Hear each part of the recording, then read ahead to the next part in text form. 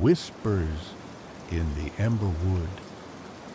On the edge of a forgotten town, where the trees grew thick and the night air always seemed a little colder, there was a place called Emberwood. The townsfolk whispered about it, but rarely did anyone go near. It was said that if you listened closely at dusk, you could hear the trees whispering secrets, and sometimes the wind carried the faint scent of smoke, though no one had lit a fire there in decades. One autumn evening, 4 friends, Mira, Jonas, Lila, and Finn, gathered at the edge of Emberwood. They had found an old yellowed invitation slipped beneath the door of Mira's house. It read, "Come to Emberwood at midnight, bring a flame, and you will see what others cannot." They laughed it off at first, but curiosity gnawed at them. So, bundled in jackets, with a lantern and a box of matches, they set off under a moonless sky, the invitation burning a hole in Mira's pocket. The trail into Emberwood was barely visible, overgrown and winding. The friends walked in silence, the only sound the crunch of leaves beneath their boots. As they ventured deeper, the air grew thick with the scent of damp earth and something else, something sharp and metallic, like old blood. Suddenly, Jonas stopped. "Look," he whispered, pointing to the ground. There, in the dirt, was a line of pale gray ash snaking through the trees like a trail.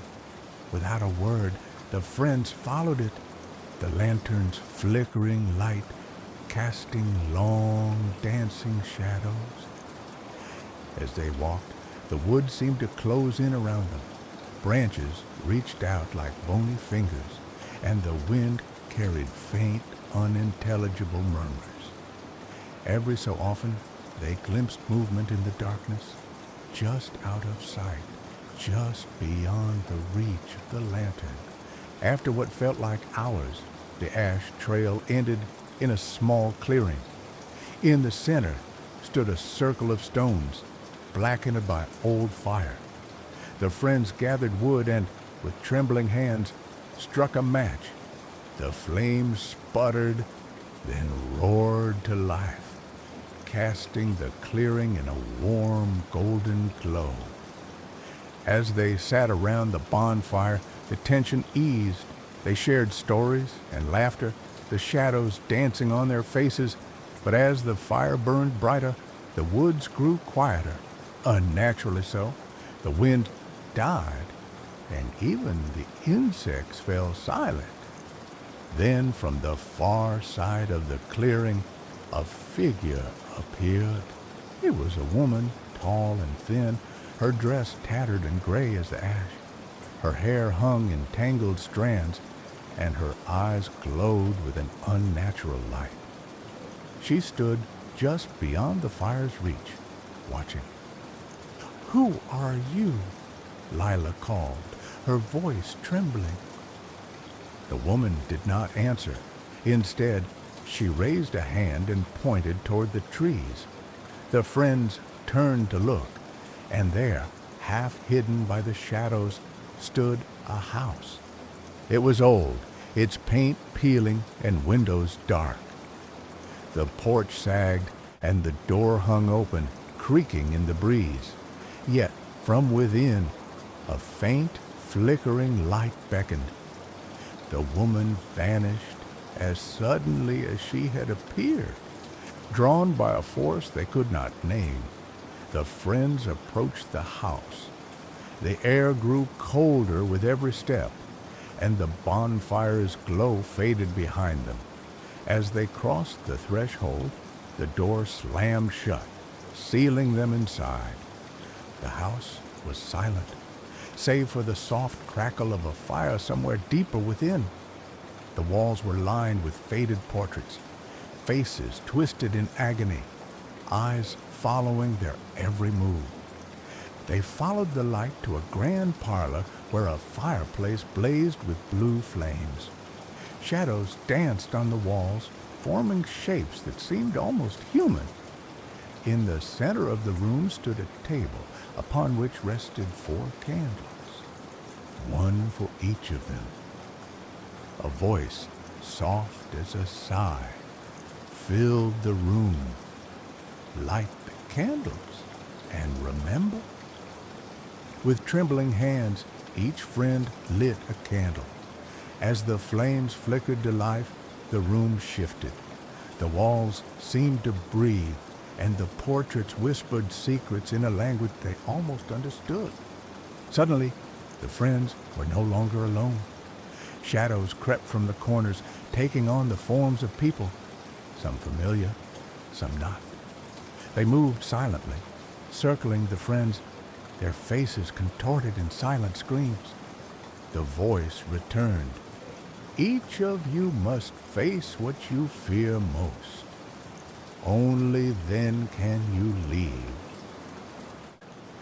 Mira found herself alone in a narrow hallway, the walls closing in. She heard her mother's voice calling her name, pleading for help.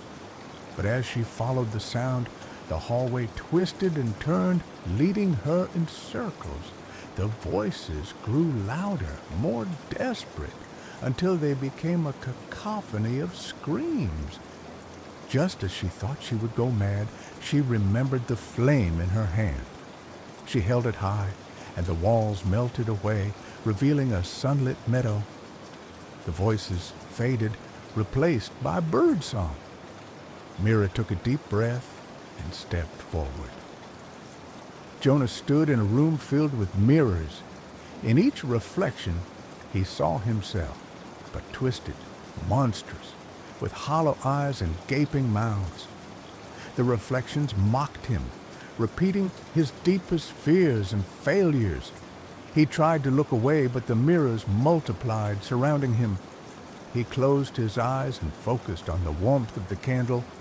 When he opened them, the mirrors were gone, and he stood in a quiet library filled with books and light.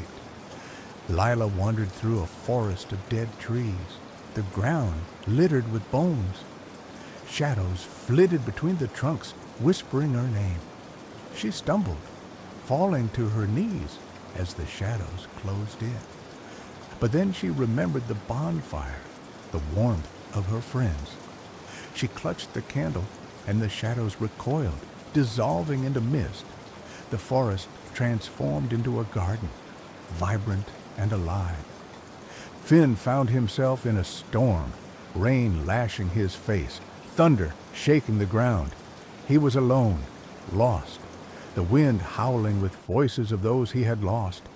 He felt himself slipping, drowning in sorrow. But the candle's flame burned bright, guiding him through the storm. He followed its light and emerged into the clearing, the bonfire blazing once more.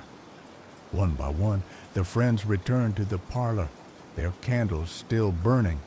The shadows retreated, and the blue flames in the fireplace turned golden. The house seemed to sigh, as if relieved. The voice spoke again. You have faced the darkness and brought light. Remember this night, and fear will never rule you. The front door creaked open, revealing the path back to the bonfire. As they stepped outside, the first light of dawn touched the trees. The bonfire still burned, but the woods were changed. Brighter, warmer, alive with song. The friends sat by the fire, watching the sun rise, the haunted house fading into mist behind them. They never spoke of what happened that night, but each carried a piece of Emberwood with them, a memory of fear faced and conquered, a reminder that even in the darkest places, a single flame can hold back the shadows. And sometimes, when the wind is just right, they swear they can hear the house whispering, thanking them for bringing light to its darkness.